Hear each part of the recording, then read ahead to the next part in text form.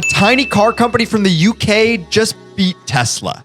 In 2017, Tesla announced the new Tesla Roadster, an insanely fast convertible electric car with an absurd range of over 600 miles. And when Elon first teased the car, it was going to be the quickest accelerating production car ever. But now, years later, that's not even the case, as the newest Dodge Challenger can absolutely obliterate pretty much anything. And now, it may not even be the first performance production EV convertible, because MG just announced this, the Cyberster. It's high-performance EV sports car, and it was just shown off at the Shanghai Auto Show. MG is actually better than Tesla when it comes to convertibles because they've been making convertibles for a very long time. It's been some time since they've made something truly great, but it's possible this new world of electric cars could spark some creativity, and this is a good start.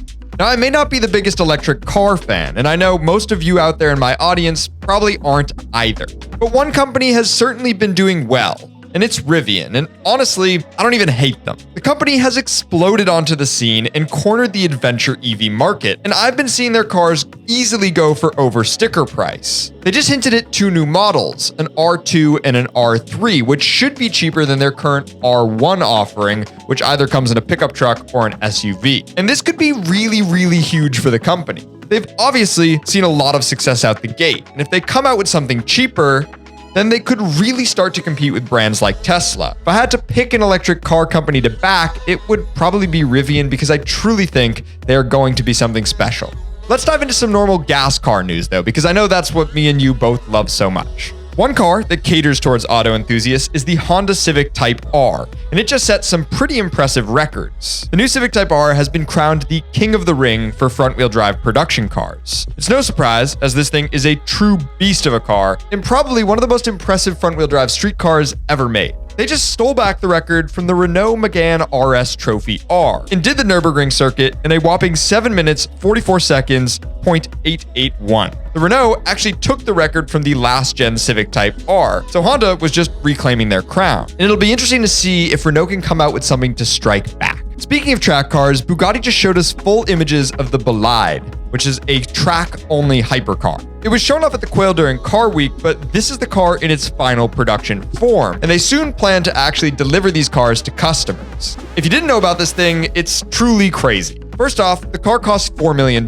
which is no real surprise when it comes to Bugatti. But that's not even the most insane part. It makes over 1,500 horsepower from the company's classic quad-turbo W16, and it only weighs 3,200 pounds, giving it a monstrous power-to-weight ratio. I just wish it was street legal. Another wild car is the new Mustang Super Cobra Jet, which is quite the name. A few years ago, they made the Cobra Jet 1400. A drag monster that, as the name suggests, made 1,400 horsepower and could do the quarter mile in just 8.128 seconds. But this new one is electric, and it makes 1,800 horsepower. Ford is looking to destroy the old car's records while also setting some new ones, like the fastest two-wheel drive EV from 0 to 60. And I honestly think this thing has a shot at easily doing that. Breaking records seems to be a theme this week, and BMW is no exception. They just announced the 2024 XM Label Red, and it's unlike any M car they've ever made. The XM is already a crazy car, a viciously fast, luxurious SUV, but the Label Red takes it to the next level. It's a plug-in hybrid and it makes more power than any M car ever, with 738 horsepower and 738 foot-pounds of torque, most of which come from a V8 and the rest from its electric assist motor. They claim this behemoth will hit 0 to 60 in just 3.7 seconds, which for a giant SUV isn't bad. I'm still not sure how I feel about the looks, but seeing how other performance SUVs have sold, like the Urus for example, I kind of think this thing will be a hit. It's a bit sad to see companies leaning into the SUV market more, but if they have to make them, I guess why not throw as much power in as possible? BMW seems to be very focused on high-speed luxury. They obviously have the XM Red label, but they're also talking about the 2024 i7 M70, which honestly feels like a Rolls-Royce competitor. It'll make 750 horsepower, but it'll also be fully electric. However, in a car as luxurious as this, that may not be such a bad thing. Owners will be floating around in luxury and moving quite quickly, as this will do 0 to 60 in 3.5 seconds. The only thing that could be better is the new Maybach EQS 680, and it's Maybach's first electric car ever. It doesn't make as much power as the BMW, but man, it looks comfortable. It has everything you might want, like a fridge for champagne, infotainment screen so you can watch movies, and even pillows on the headrest to make sure your head is resting on something soft. Because of course, if you own a car like this, that's something you'd want. This is the kind of car you'd have a driver for. And that's why luxury cars like this going electric make so much sense. They can be quite comfortable, and you don't even have to drive them. When you get dropped off at your fancy event, your chauffeur can just go charge it up for you, meaning you don't even have to worry about that. If you thought Maybach was the king of luxury, you'd probably be right. However, Lexus is coming for the crown because they just showed off this, the LM, a wild-looking minivan with an interior fit for kings and queens. I could actually take a nap in there. And while it certainly looks ugly on the outside, this thing is sick. I mean, seriously, it looks like the most comfortable interior in the world. It's not fast by any means, with just a small 4-cylinder turbo hybrid setup, but that's clearly not the point. However, we will not be getting it in the US because we can't have nice things. What we can have is a remote rev feature on the new Mustang. Kind of an odd feature, but if you ever wanted to rev your car from far away, you now can.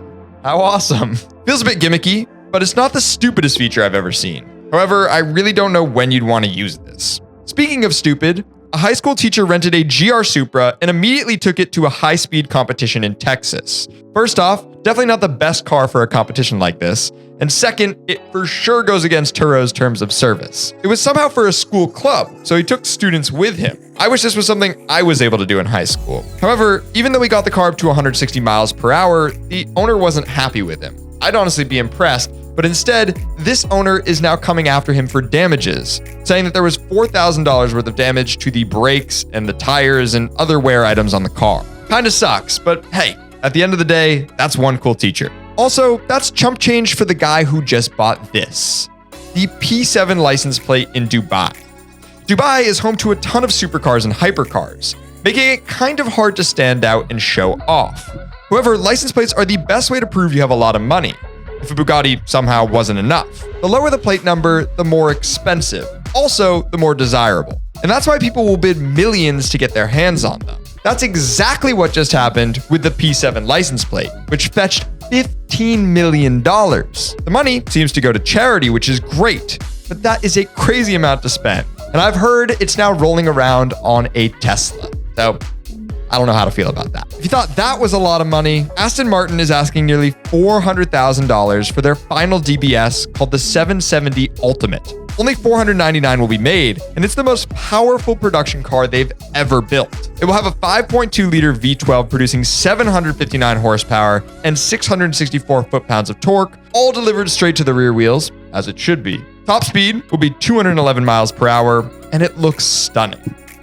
I hate to see it go, but I love to watch it leave. You know what else looks stunning? A Porsche Carrera GT. It's one of the coolest cars ever made, and only 1,300 of them were ever built. Which makes it incredibly crazy when you hear that 489 of those are being recalled after all these years to fix a problem with the suspension. Turns out there's a component that can fail without warning. Due to the rarity of the cars, there aren't many parts just lying around, so the company is having to act in order to remedy this issue. It is a small inconvenience for owners, but it's good to know a company will continue to look after its customers even over 15 years later. If you like these car news videos, please subscribe. It helps us out tremendously, and it would be great if you also went and picked up some merch if you like it. So, I'll see you in the next one.